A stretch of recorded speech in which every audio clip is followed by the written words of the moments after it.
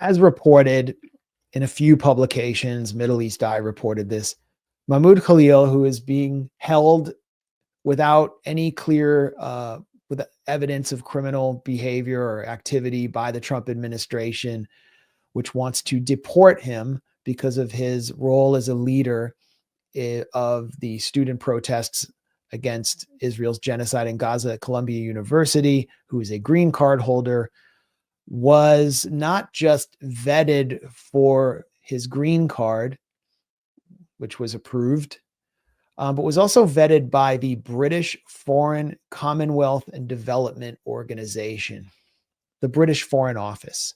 Because Mahmoud Khalil was a British soft power asset before he came to the United States. And here he is listed as a facilitator of an event next to various British-funded Syrians who were interested in fomenting regime change in Syria. Here are the partners.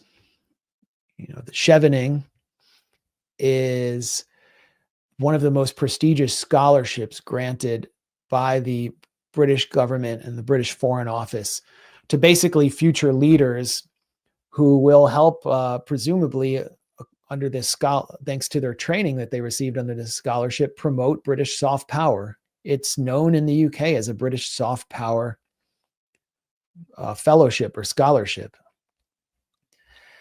And in order to get that, to get the Chevening scholarship, or to work out of the UK's embassy in Beirut, where Mahmoud Khalil was a facilitator at the embassy and conducted interviews on behalf of the embassy of Syrian refugees, you have to go through a rigorous security vetting process. So the Brits already vetted him extensively. And this doesn't seem to factor. I don't think the Trump administration even knew this history when they decided to arrest him. Just as I don't think they knew he was on a green card. I think they thought he was on some kind of visa, like a visitor's visa. But this should be an issue which the British Foreign Office should address, because the Trump administration and a lot of pro-Trump influencers pro-Trump influencers are saying it explicitly, but the Trump administration is suggesting that the UK was supporting a terrorist, that the UK was nurturing a terrorist, someone who was very close to power, who probably was in the same room with the British ambassador in Lebanon. Then he went to Columbia School of International Policy Affairs, where Hillary Clinton is an instructor. Victoria Nuland has been an instructor. A who's who of imperial warlords have taught at Columbia SIPA. Okay, well, if he was a terrorist, why didn't he do anything to them? Why didn't he threaten them? Presumably, he walked through the same hallways as them.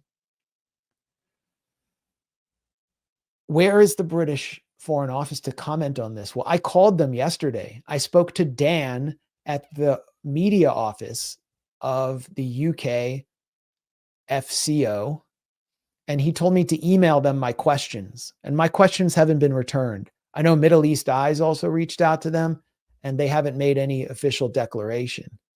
So the British Foreign Office basically throwing their guy under the bus. I'm not saying he's still a British asset or something.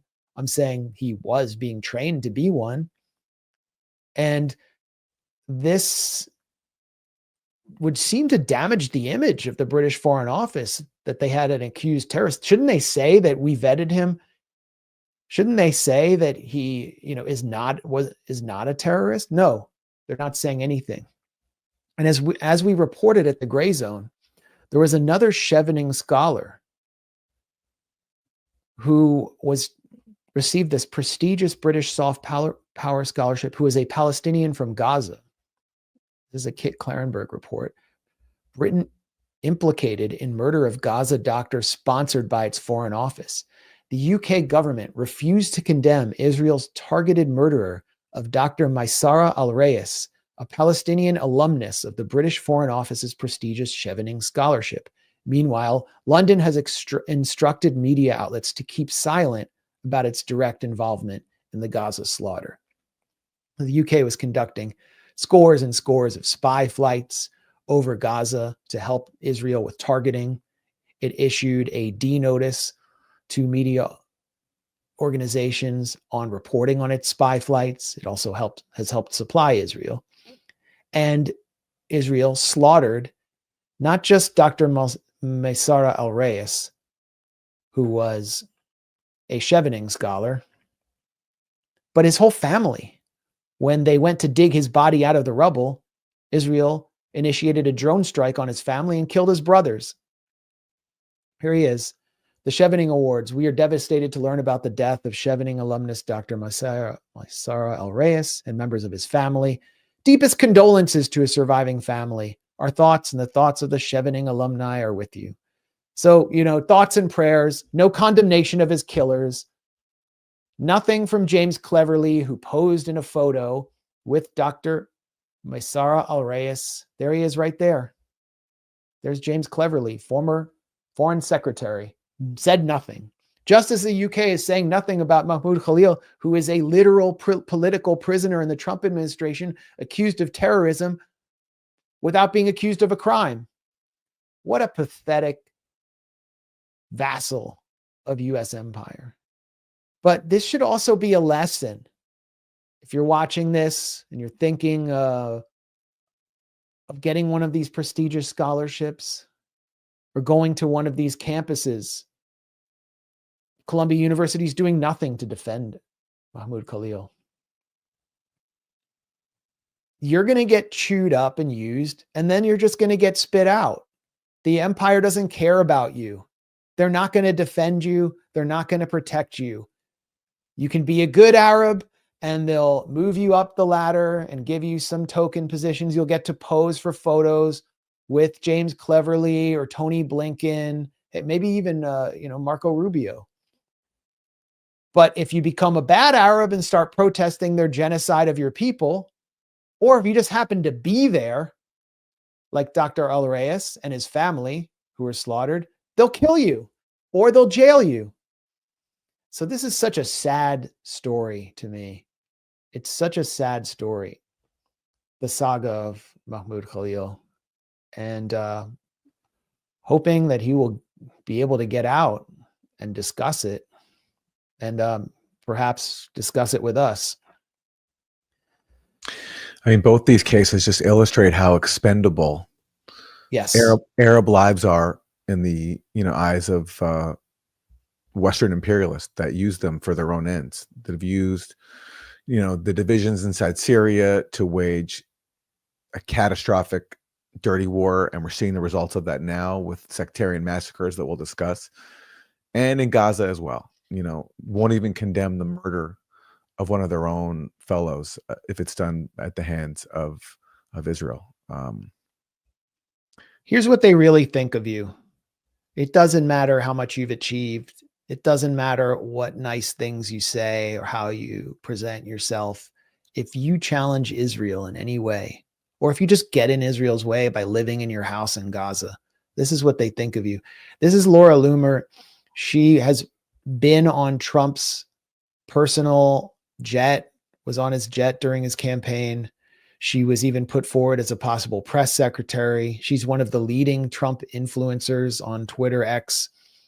Mahmoud Khalil's wife, who's 8 months pregnant, said, "My parents came here from Syria. They believed living in the US would bring a sense of safety and stability. But here I am, weeks before I'm due to give birth to our first child, and I feel more unsafe and unstable than I have in my entire life."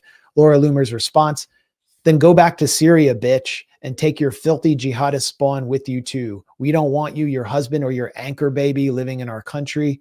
When will these Islamic immigrants learn they aren't entitled to our acceptance of their Sharia supremacy?" Phil. God. Oh. And this is the real case. I mean, looking past the dissembling of Marco Rubio, this is the real case. It's just, we don't want you here because we hate your people. And for all we know, his wife is a citizen. It's very likely she's just a citizen She is a citizen. She's a citizen. Okay, the kid is not an anchor baby. She's already a citizen. Yeah. So she's talking about deporting a citizen because she's a Muslim from Syria. That's what they really think of you. Yeah. Her parents are Syrian. She was born, but his wife was born in the U.S. She's a citizen. So he's a permanent resident married to a U.S. citizen who's 8 months pregnant and now facing deportation.